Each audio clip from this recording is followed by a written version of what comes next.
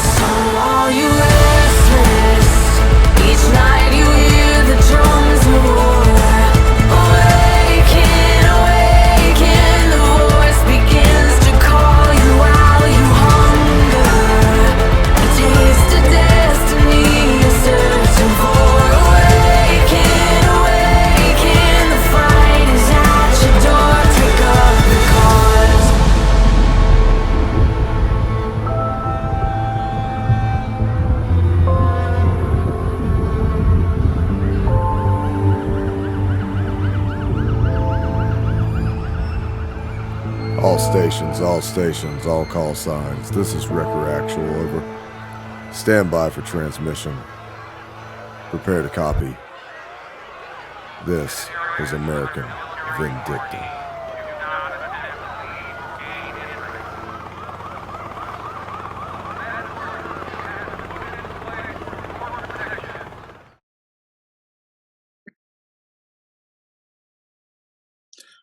All right, hey, ladies and gentlemen, my name is Doug Thornton. You've been listening to the American Vindicta Show.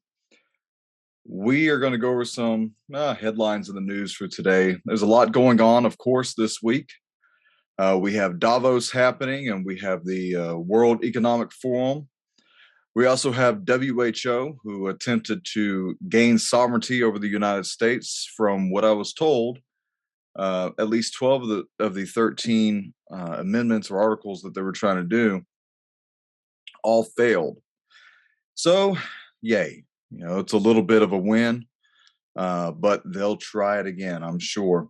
And, you know, you have to understand something. When we talk about giving over the possibility of our sovereignty to another, not even a nation, but just an organization based off of a pandemic, you know, more or less what it would come down to is that the WHO would have been able to tell the United States what it can and cannot do and what it would be responsible for during the course of a pandemic, which would mean lockdowns again. Oh, and by the way, seems like that's coming back. We'll see how much YouTube decides to ban. We're going to try and stay as PG-13 because I am recording this. It will be up on the YouTube and Rumble site. Pretty soon we're going to start putting a bunch of stuff down on Patreon. We're going to have a bunch of training videos that I'm going to be putting on Patreon between myself and a few others who are recruited within the Wrecker Nation now to help us get this thing up and off the ground. And I just want people to know that, you know, with what I'm trying to do, I'm trying to get you, the audience, involved. You know, especially my former law enforcement and military guys. You know, we have a lot of talent. We have a lot of knowledge, a lot of life experiences that the average person doesn't. And so I feel one of the best ways to give that back is to reintroduce our knowledge that we may or may not have forgotten about, dust off the old training manuals, and let's start putting out some informational videos for people to be able to observe and, if possible, train on. And why would I want to do that? Well, because I want to be able to arm the populace with as much knowledge as possible. I can give you all the guns in the world, but if you don't know how to use them, then they're paperweights. I can give you all the cool training stuff in the world, but if you don't know how to use it, well, then you probably wasted your money. You know, one of the big things goes along with that is the whole tactical medicine realm. I have a good friend of mine who's going to be coming on the program, hopefully monthly, and he's going to be giving us some TAC Med courses. So that's going to be completely awesome and very much worth being there. The reason why it's going behind Patreon is because some of the stuff that we're going to be talking about, we don't want everyone to know.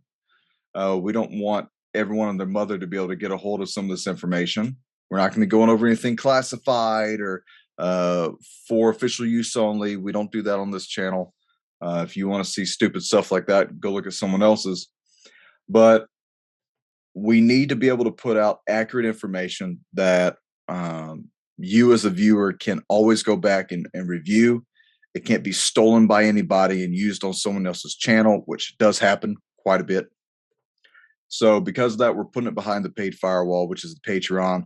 $3 a month is what you would do to start off with that, and you'd be able to have access to all these videos. Not only that, we'll also have merchandise on there, and I am working with a company right now who used to make some awesome law enforcement shirts, better than Under Armour, better than a lot of the other big names that are out there. Just in my personal opinion, that's what I used to wear all the time.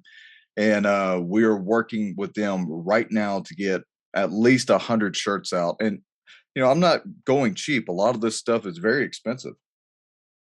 And so because of that, I can only make a limited quality or quantity, but it will be quality. It's not going to be, you know, a cotton t-shirt with just a print on it. This is going to be good material that you can sweat in, you can train in it, and you can also represent the Record Nation, represent American Vindicta, let people know what it is that you really stand for.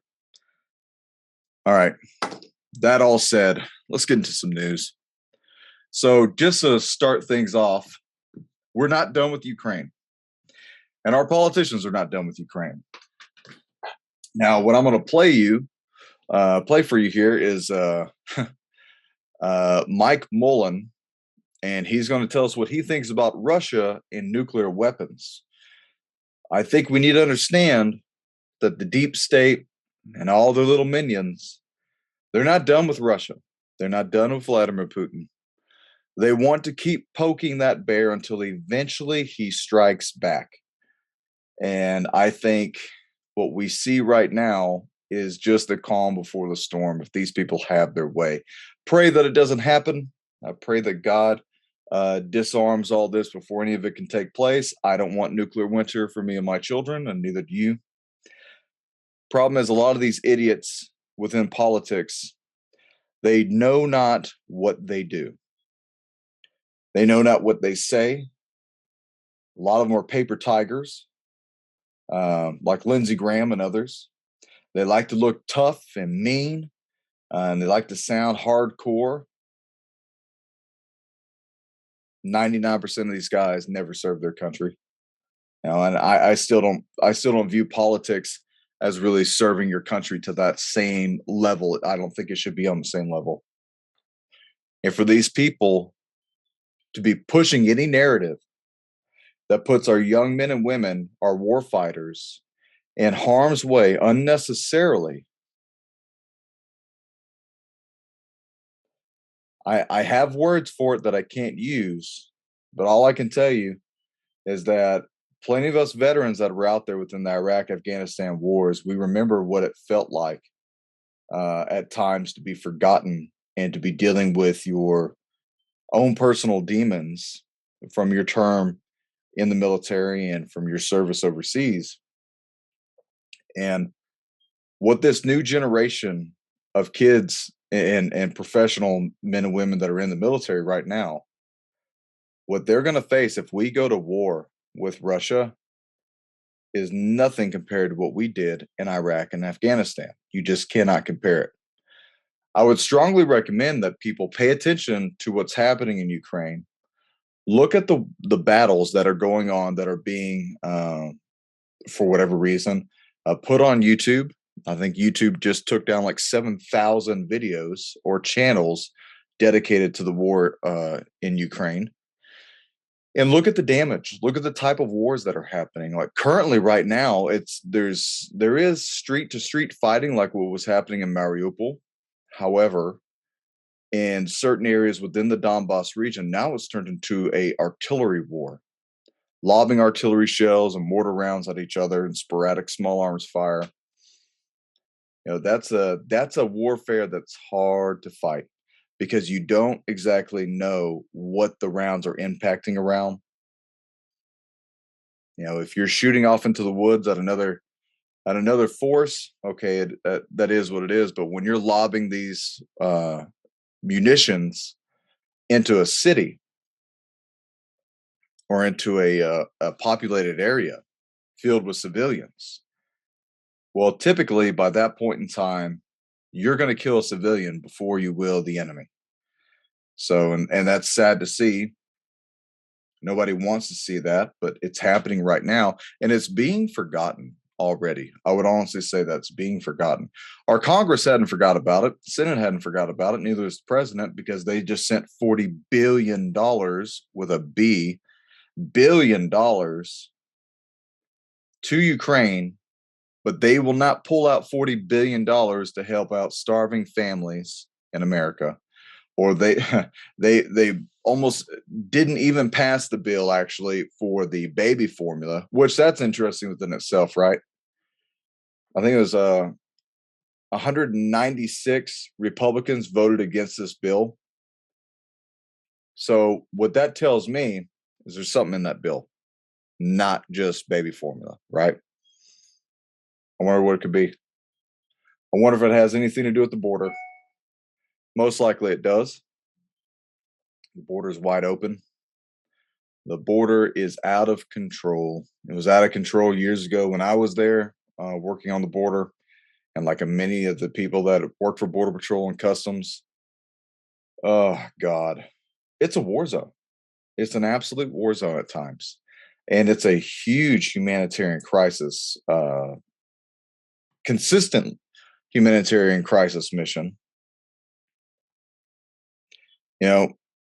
We can put up a wall, we can do all that stuff, but people are still going to try and come over that wall. People were in some areas, and then they'd fall 20 feet and break both their legs. Because I think at one point we had like a 70-year-old woman or a 60-year-old woman who climbed up the top of one of the barriers, and she fell like, I think it was like 18, 20 feet, broke her legs. Well, now what? Well, now we're paying for that immigrant, quote, immigrant, and you're going to be paying the hospital bills. And my God, just the amount of people that were in the hospital, probably 3/4 of the people that we took into custody went to the hospital. And who floated the bill? Well, Border Patrol did, which means it came out of tax dollars. So let's listen to, this is from thehill.com.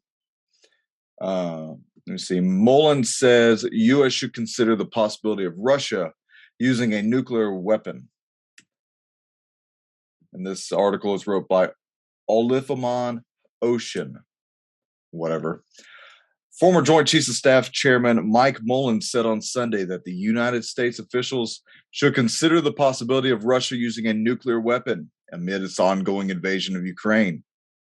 Quote, "It is very difficult to know what Russian President Vladimir Putin is thinking at any particular time. He's obviously spoken to this. I think we need to make sure that we consider it a possibility." The retired U.S. Navy admiral said on ABC's This Week, adding that he hopes deterrence works. Quote, "They're the most devastating weapons ever created." Well, I think they definitely are. So we're going to play this video real quick. You're going to hear the audio on it. And now joining me is Admiral Mike Mullen, the former chairman of the Joint Chiefs. You know what happens on those submarines. You know about our nuclear arsenal. Clearly, the U.S. wants Russia and North Korea to remember what the U.S. has in its arsenal. But do you think there is a possibility that Vladimir Putin would actually use a nuclear weapon, even a small tactical nuclear weapon? It's very difficult to know what Putin is thinking at any particular time. He's obviously spoken to this. I think we need to make sure that we consider it as a possibility, both a tactical and God forbid, the strategic force. We have it there to deter both he and China and others that might get nuclear weapons. And I certainly hope that deterrence works. They're the most devastating weapons ever created on Earth. We should remind that as the country that's actually used them in the 1940s, how devastating they are, and do everything we possibly can to make sure that they don't get used. But they are a part of Putin's arsenal. He's pretty well cornered and boxed in, so we certainly have to consider it's a possible action he can take. He's pretty well cornered and boxed in. Well, I mean, if you really want to piss off the Russian bear, keep doing what we're doing. The problem with this is that we don't give Putin an out. We have to force his hand. What do you think he's going to do? Lindsey Graham, who I have a real problem with right now, said, 2 or 3 times now, someone should assassinate the president of Russia, Vladimir Putin. Well, why don't you go grab your long rifle and your deuce gear and head on over there and do that for all of us, Lindsey, Mr. Sweetheart. Once again, it's the problem with these Billy Badass wannabe politicians. Lindsey Graham served in the National Guard sharpening pencils. My problem with all this is we should have a certain level of diplomacy with Russia or with any type of other, first world primary power nation, because within that area of Europe, they are the primary power. They are the superpower.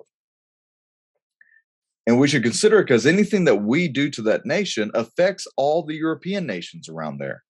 So you really want to piss off our allies? Well, then continue to piss off Russia. And eventually what's going to end up happening is you're going to force France, you're going to force Germany, you're going to force all these Baltic nations and the other European nations that get a lot of their gas and heating oil from Russia. You're going to force them to either line with Russia and then remain neutral if anything happens against us, or you're going to force them to have to militarily confront Russia. And a lot of these nations, guys, they don't have the military resources needed for that. That's why we're there. That's why we provide so much stuff for them. Once again, here's the problem, is that we're putting the cart before the horse.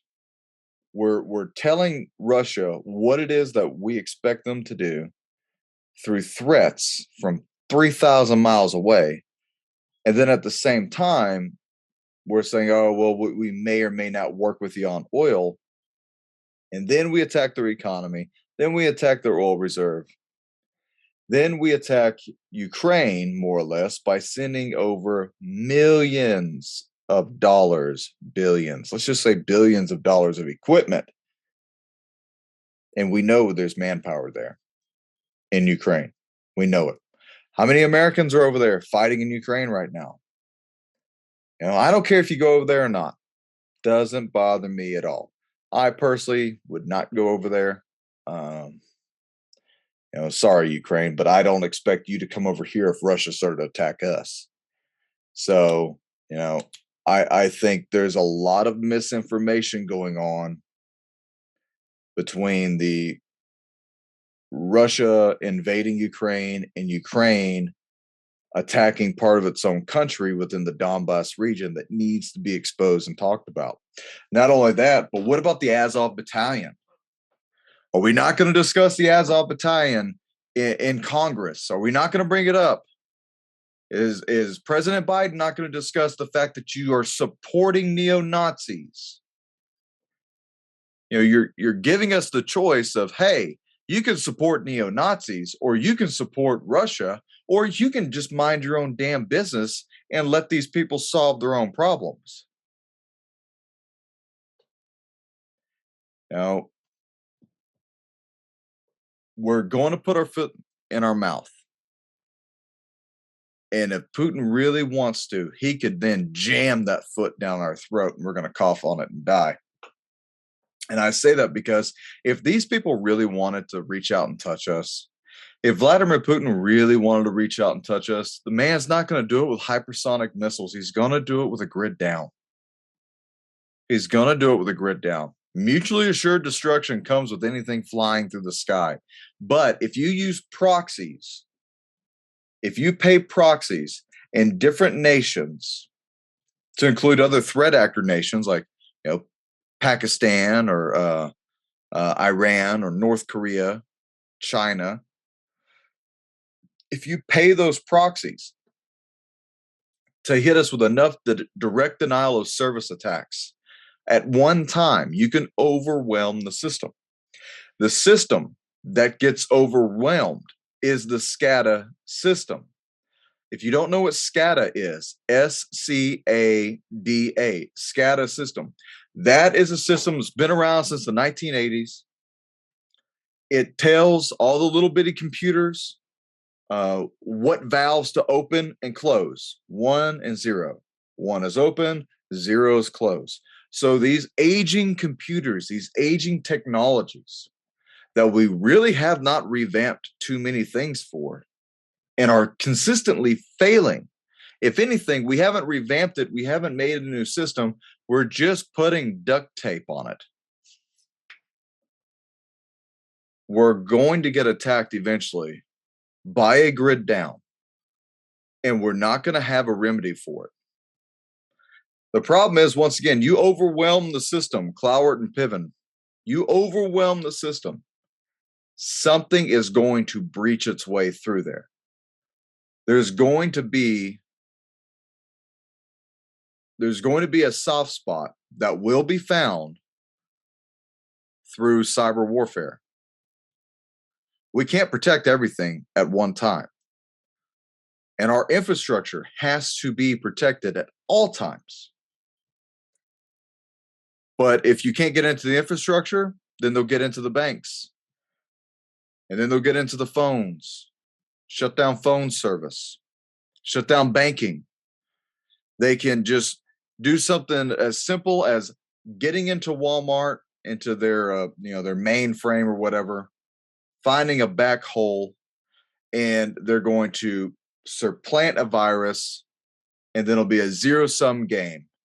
They'll ransom out Walmart, and if Walmart doesn't pay, then they'll destroy everything that Walmart has, and then you're not buying anything from Walmart for maybe a couple days or a couple weeks. Hey, that could really mess up a lot of things when people are panic buying.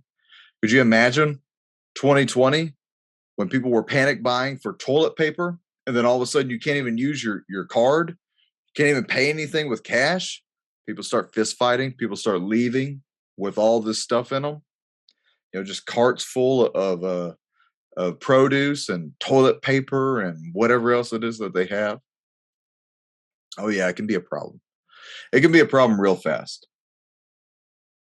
And it's a problem that the government knows about. We know about it. We monitor it. We do nothing really for it. At some point, there's really not much the government can do. You can only protect certain facilities. And I completely understand that. Been there, done that on that side of the house. You know, that's why we tell people, you are your own first responder. You're your own first responder. Have a generator. Have the ability to turn the power on your house if need be by yourself, not by an electric company. And, you know, that's not just for a grid down. That's for anything. That's for any type of major disaster. Hell, it could just be a brownout from wildfires. You know, or just when it gets too hot and these power lines, especially here in Texas, the power lines will just start to explode because it's 110, 115, 120 degrees. Can get bad real fast. All right, let's move on to something new. Hopefully YouTube doesn't kill me over this, but we're going to talk about monkeypox. They shouldn't. Everybody and their mother's talking about monkeypox right now. Isn't it funny how we go from COVID to monkeypox? Almost like it was planned out. Almost like if this was meant to happen. Almost like if Bill Gates not only predicted COVID, but he predicted also monkeypox. The new journal, this is from Michael P. Singer.com. So this is the prophetic monkeypox simulation. First ever global monkeypox outbreak happens in each week predicted in the biosecurity simulation a year prior. Elite media outlets around the world are on red alert over the world's first ever global outbreak of monkeypox in mid-May 2022. Just 1 year after an international biosecurity conference in Munich held a simulation of a global pandemic involving an unusual strain of monkeypox, beginning in May 2022. Now, if you look at what I'm looking at here, it talks about the various scenarios. Scenario 1, and this attack was for May 15th, 2022. Monkeypox outbreak in Britannia. So 1,421 cases, 4 deaths, no international warnings or advisors. Key issues, international alert and warning systems, benefits of and need for early risk assessment. Now, once again, these are scenarios. So they're predicting things, all right? And that was for May 15th. It's already happened. That was move 1. This is move 2. January 10th, 2023. Here's the scenario. 83 countries affected, 70 million cases, 1.3 million deaths. Monkeypox engineered to be vaccine resistant. Engineered to be vaccine resistant. National responses, effects of early action. International supply chain challenges, key issues. Benefits of predetermined triggers for national response, and international supply chain challenges. Scenario 3, or what they're calling move 3, May 10th, 2023. Here's a scenario. 480 million cases of monkeypox, 27 million deaths. Revelation of terror group origins, infiltration of civilian biolab. What do you think that means? Do you think, what would it be, like 9 months or more from now to next year? Let's just go ahead and just say a year. This would be a year. That they're predicting that a terror group were the ones who actually originated with the monkeypox that was engineered to be vaccine resistant. And the infiltration of a civilian biolab. So, if you look at the Rumble channel, you should go back and look at, I think it's the latest thing that I posted on Rumble. And it's the interview that it was the Doug and Dave Intel report with myself and my partner, Dave Hodges from thecommonsenseshow.com. Great man. We had a simulcast, and in the simulcast, we interviewed Gary Haven, and we talked about a lot of stuff that we can't talk about on YouTube.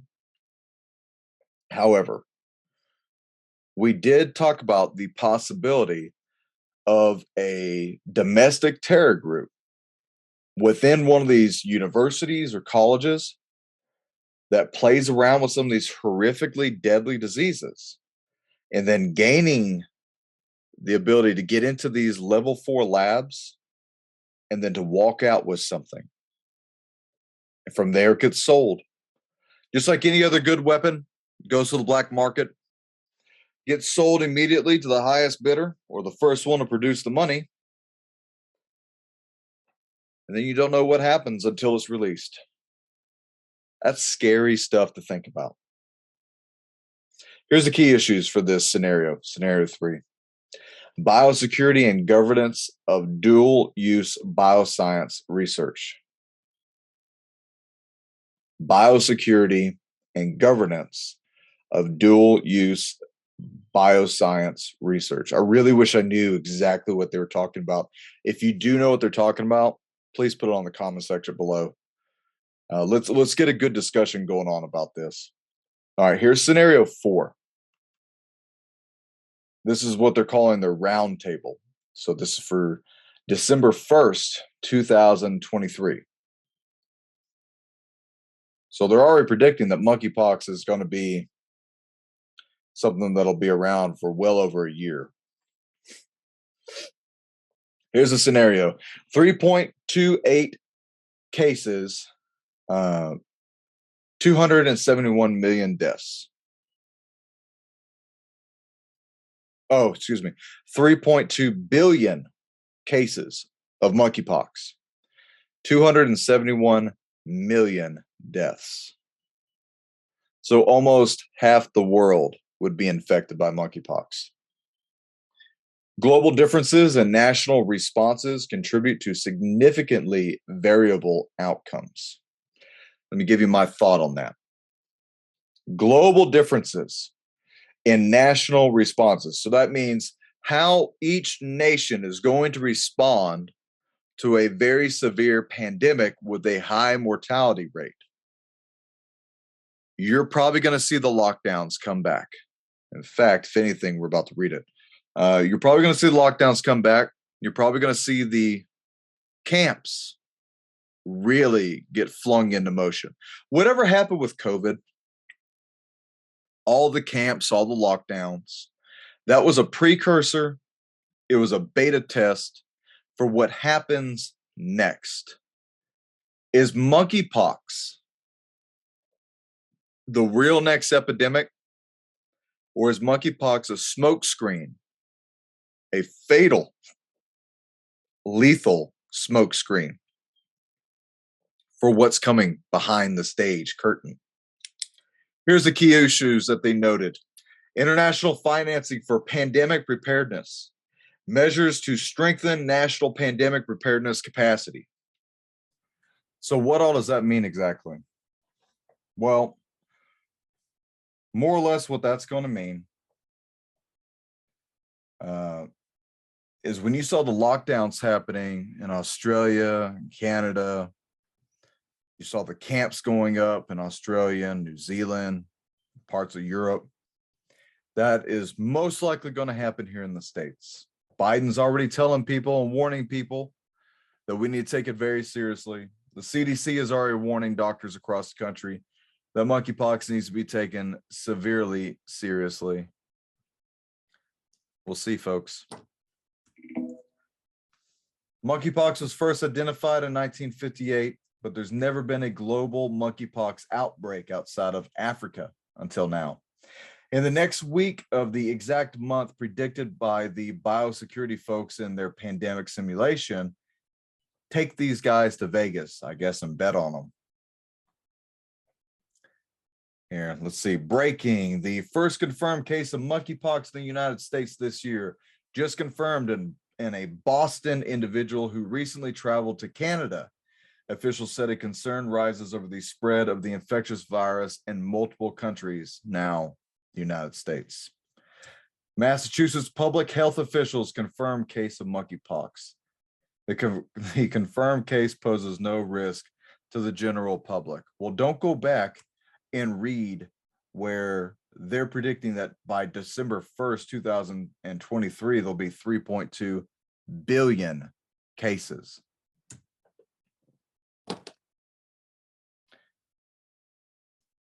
I'm sure someone is going to probably research this really well and find out more about it. Just look at all the stuff that happened with COVID. Look at all the conspiracy theories that we had that ended up being true. Look at how many human rights violations there were. Look at how we turned the nation upon each other. You're vaxxed or you're not vaxxed. You wear the mask or you don't wear the mask. If you don't wear the mask, well, you'll kill grandma. These people are out of their mind. Speaking of, it is a form of mind control. It's a very good practice of mind control.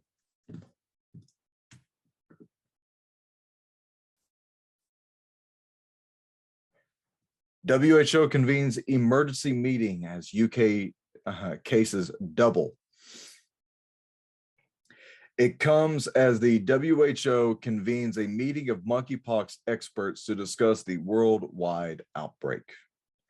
The global monkeypox outbreak occurring on the exact timeline predicted by a biosecurity simulation of a global monkeypox outbreak a year prior bears a striking resemblance to the outbreak of COVID-19 just months after Event 201, a simulation of a coronavirus pandemic almost exactly like COVID-19. Event 201 was hosted in October of 2019, just 2 months before the coronavirus was first revealed in Wuhan by the Gates Foundation, the World Economic Forum, Bloomberg, and Johns Hopkins. As with the Event 201, the participants at the monkeypox simulation have thus far been stone silent as to their having participated in a pandemic simulation, the facts of which happened to come true in a real life just moments later or months later. One person who was present at both Event 201 and monkeypox simulation is George Fu Gao, director of the Chinese Center for Disease Control. At Event 201, Gao specifically raised the point of countering misinformation during a hypothetical coronavirus pandemic. Misinformation. At Event 201,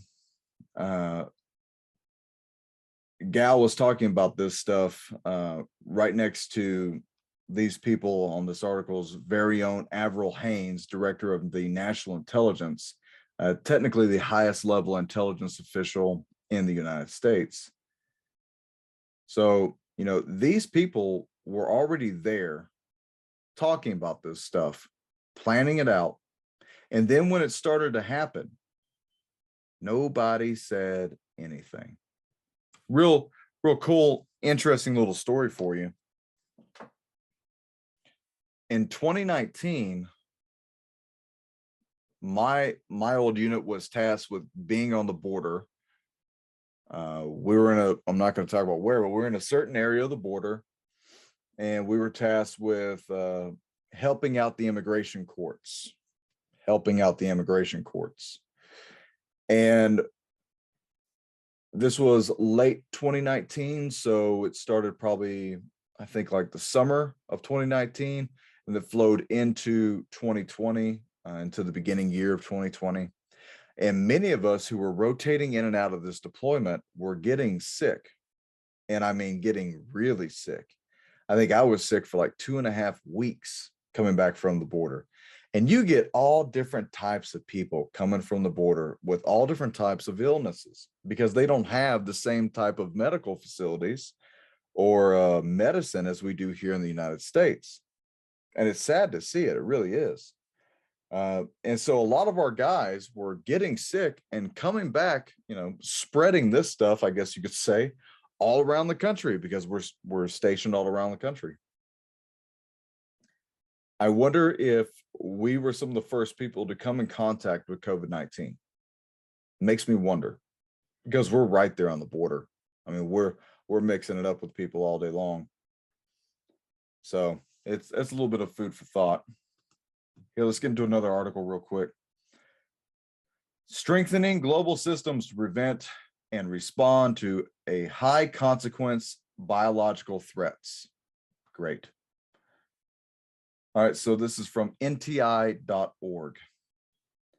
In March 2021, NTI partnered with the Munich Security Conference to conduct a tabletop exercise on reducing high consequence biological threats.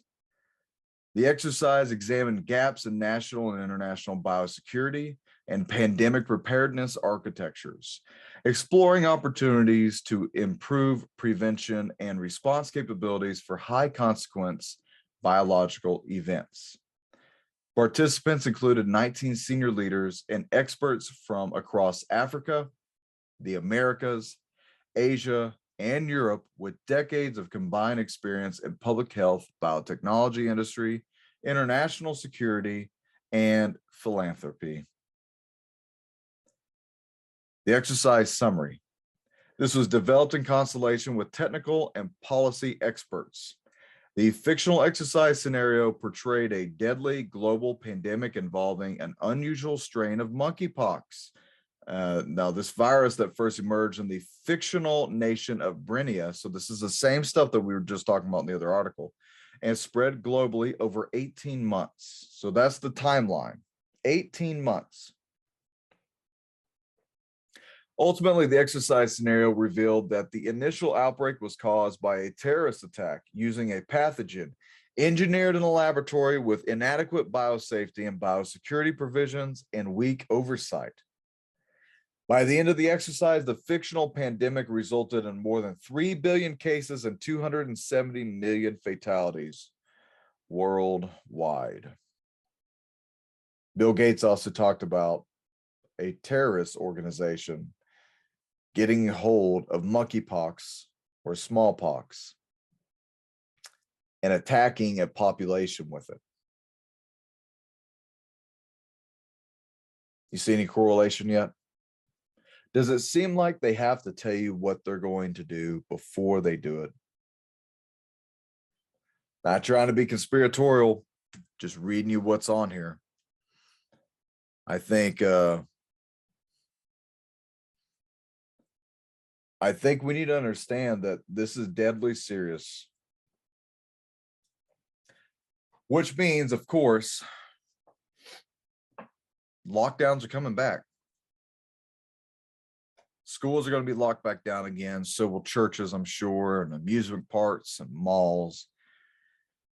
And what about this, man? Think about this. If the lockdowns and COVID weren't bad enough in certain parts of the country, well, I mean, COVID was, what people would describe a little bit worse than the flu.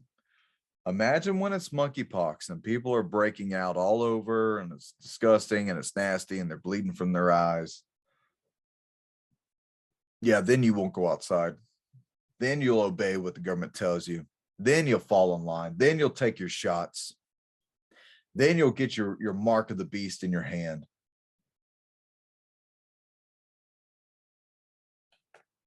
There are ramifications for all this. There always is. What are their key findings? These are their recommendations. Oh, if you people only knew. Weak global detection assessment and warning of pandemic risk. The international community needs a more robust, transparent detection, evaluation, and early warning system that can rapidly communicate actionable information about pandemic risk. Gaps in national level preparedness. National governments should improve preparedness by developing nation-level pandemic response and their plans built upon a coherent system of triggers that prompt anticipatory action, despite uncertainty and near-term cost, in other words, on a no regrets basis. Gaps in biological research governance. The international system for governing dual-use biological research is neither prepared to meet today's security requirements, nor is it ready for significantly expanded challenges in the future. There are risk reduction needs throughout the bioscience research and development life cycle. Insufficient financing of international preparedness for pandemics. Many countries around the world lack financing to make the essential national investments in pandemic preparedness. So that was their findings. That was their 4 key findings. Let's listen to their 4 recommendations. Oh, 5 recommendations. Problem I always had whenever I was putting forth recommendations to government agencies on facility threats and threat reports was that typically agencies wouldn't approve it because no one ever had the authority to approve them. And we wonder what's wrong with our security. So to address these findings, the report authors developed the following recommendations. 1, bolster international systems for pandemic risk assessment, warning, and investigating outbreak origins, which means the WHO should establish a graded, transparent international public health alert system. The United Nations system should establish a new mechanism for investigating high consequence biological events of unknown origin, which we refer to as a joint assessment mechanism. More than likely, that's what WHO was convening with a lot of these nations' leaders yesterday, I believe. And this is probably the stuff they're talking about. So 2, develop and institute national level triggers for early proactive pandemic responses. Here we go.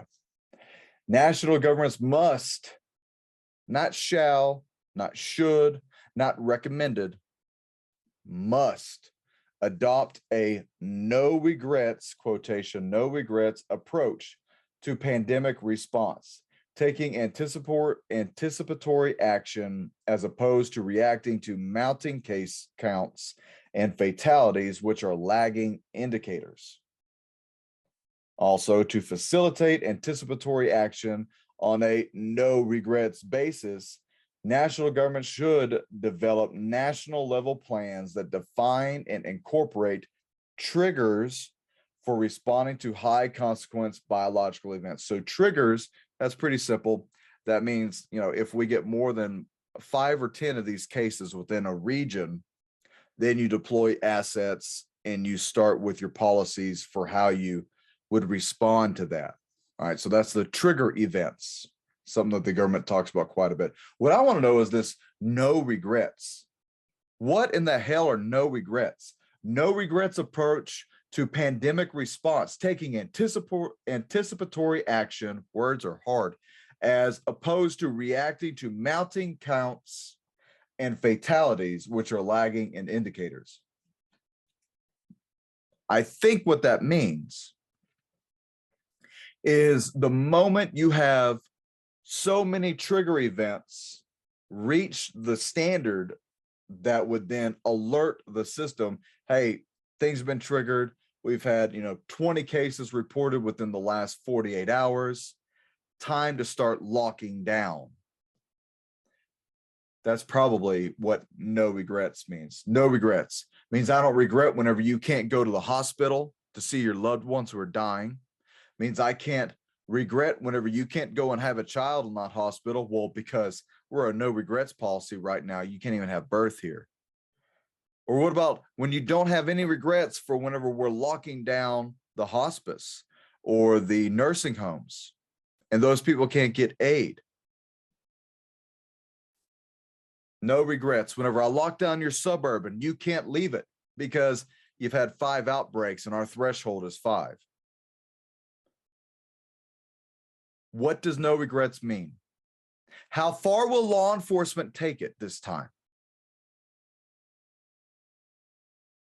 If I have to watch one more godforsaken video of a cop, sorry, cops, fellow law enforcement right here, not meaning to step on your toes, but I'm about to.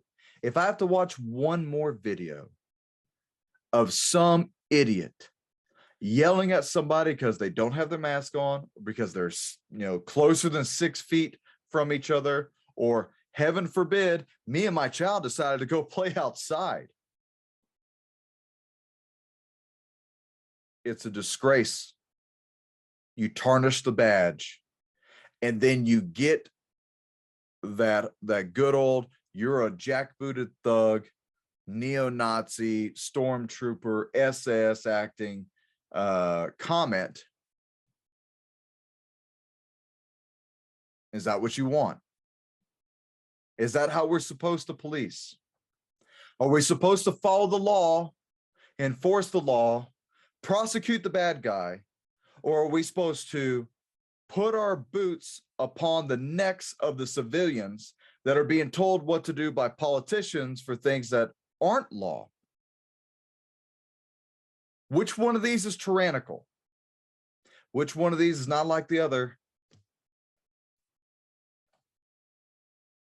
You piss people off enough, man, they're going to start shooting at cops over it. I don't want to see that happen. But people are crazy right now in America. People are yearning for a civil war in America. I have no idea why. I mean, I have my assumptions. We need to do our best to use common sense approach. Just like with the realms of use of force, my law enforcement brothers and sisters, what would a reasonable officer do? If me and my child are outside playing, because, you know, the world sucks currently and you can't go outside, and I say, screw it. We're going to go out to the playground. We're going to play. Would a reasonable officer walk over there and say, hey, look, guys, I don't want to sound like this person, but, you know, all this crazy stuff is going on. And instead of you being harassed by the one wrong officer, can you please, I'll escort you this way, or you can go on your own way, but can you please leave the playground? I don't want to see you get in trouble. I don't want to see you get yelled at. I don't want to see you and your child, you know, get yelled at or embarrassed, or, you know, you have a confrontation with another law enforcement officer who's walking around wanting to pick a fight. Where's that cop? There are those cops. I think there are more of those cops than the ones walking around trying to pick fights. The problem is the guys who don't use the common sense approach are the ones who believe what the politicians tell you. They believe what your higher ups tell you. They have convinced many people within the realms of law enforcement, both local, state, and federal, that you're on this side and the public is on this side, and the public are the ones that try to hurt cops. So it's a you versus them mentality already coming out of the academies. And then it gets reinforced by stuff like this. Once again, I never took an oath of allegiance to a politician. I never raised my hand and swore that I would uphold the Constitution on top of a politician's name. That's the problem, though. Politicians think that they are the law at that point. They think that everything that they do, everything that they say, should be enforceable by law enforcement. And then when it's not, they throw a temper tantrum. They throw a fit about it. But yet whenever Antifa wants to set a freaking city on fire, and we make over 200 felonious arrests, and then the AUSA, the Assistant United States Attorney, and whatever local prosecutors or state prosecutors are working these cases, let these people go. They let domestic terrorists go. And then they go about domestically terrorizing people again. And then here we come. Oh, hey, by the way, put your mask on. Well, what about the homeless guy running around chasing people who's naked, by the way? Oh, well, we can't touch him because the politicians told us, but we can touch you. Yeah. Yeah, go ahead. Be that unreasonable officer whenever this country loses its mind.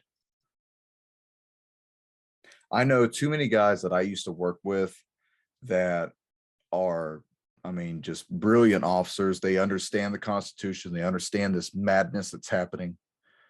And they know how to go about it the correct way without getting people in trouble or themselves in trouble. It's called officer discretion. And we're going to leave it at that. But you have a lot of people, man, that shouldn't be in law enforcement.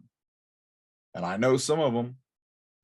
And they get, they get a wild hair up them and they go, oh, well, the politicians told me it's time to enforce the monkeypox no regrets policy. Time to lock down everybody. Did you know you're not supposed to be driving right now? You're not supposed to be going to work. We're on a no regrets policy. Well, I'm not going to work. I'm just going to go pick up medicine. Well, you can't do that. We're in a no regrets policy. You may spread the monkeypox. Officer, I'm going to go through a drive-through. No regrets. Everything is locked down. I say stuff like this, even though it's inflammatory. I say stuff like this because it could happen. There are stupid people in this world. Both law enforcement and civilian, by the way. All right, so number 3, let's listen to their third recommendation. Establish an international entity dedicated to reducing emerging biological risk associated with rapid technology advances. Oh, rapid technology advances. All right, the international community should establish an entity dedicated to reducing the risk of catastrophic events due to accidental misuse or deliberate abuse of bioscience and biotechnology. They should establish an entity. Is that an agency, a corporation, a policy, a law, artificial intelligence, tracking everything? Very loose definition, isn't it? To meaningfully reduce risk, the entity should support interventions throughout the bioscience and biotechnology research and development life cycle, from funding through execution and on to publication and commercialization. I'm fairly certain when they say through execution, they don't mean they're going to execute people. It's probably executing the process, I hope. All right, number 4, what's the 4th recommendation? Develop a catalytic global health security fund to accelerate pandemic preparedness and the capacity building in countries around the world. National leaders, development banks, philanthropic donors, and the private sector should establish and resource a new financing mechanism to bolster global health security and pandemic preparedness. Well, there goes your cash. There goes your cash. There goes your coin. Everything's digital. The design and operations of the fund should be catalytic, incentivizing national governments to invest in their own preparedness over the long term. Number 5, establish a robust international process to tackle the challenge of supply chain resilience.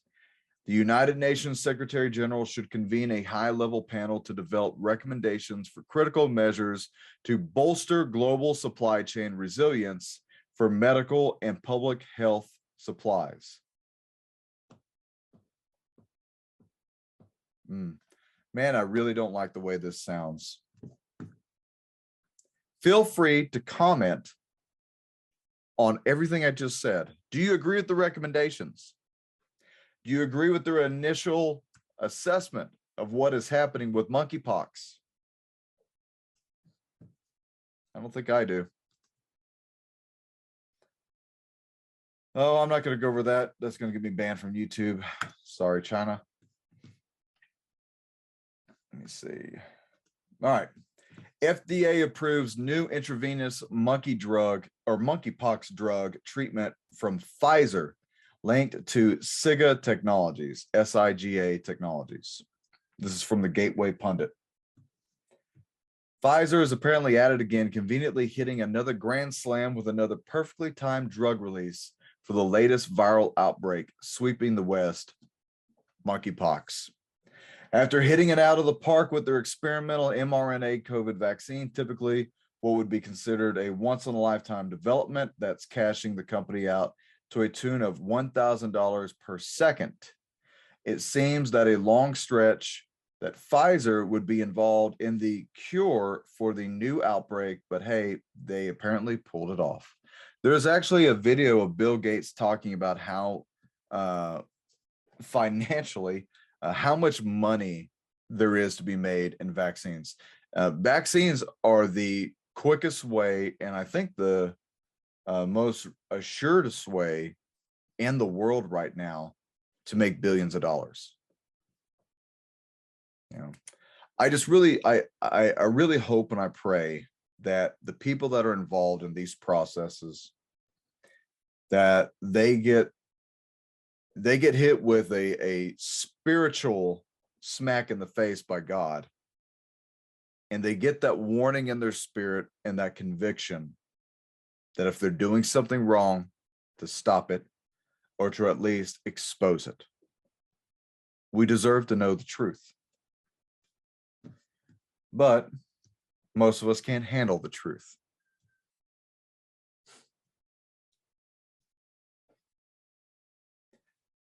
That's all I got for you right now. I really want you to continue to prepare accordingly, buying your food, buying water, stocking up on goods.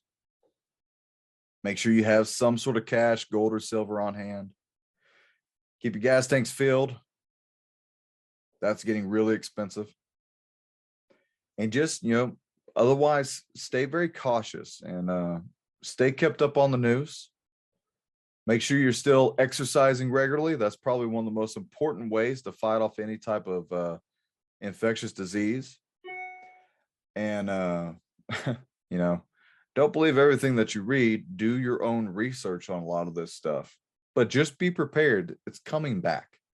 We're going to go back to lockdowns again. It's going to happen.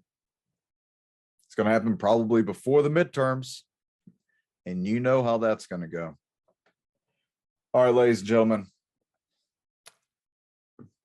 Thanks for stopping by today. My name is Doug Thornton. You've been listening to American Vindicta.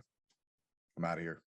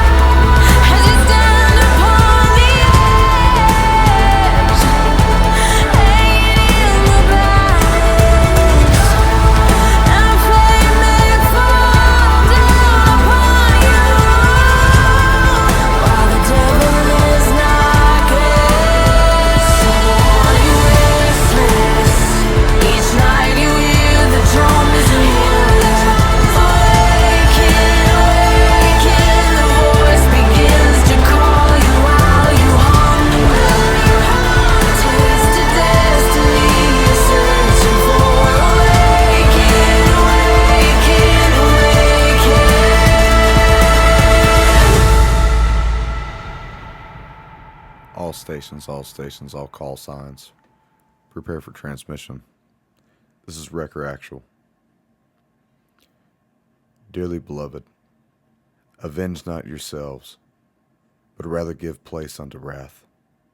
For it is written, vengeance is mine, I will repay, saith the Lord. End of transmission.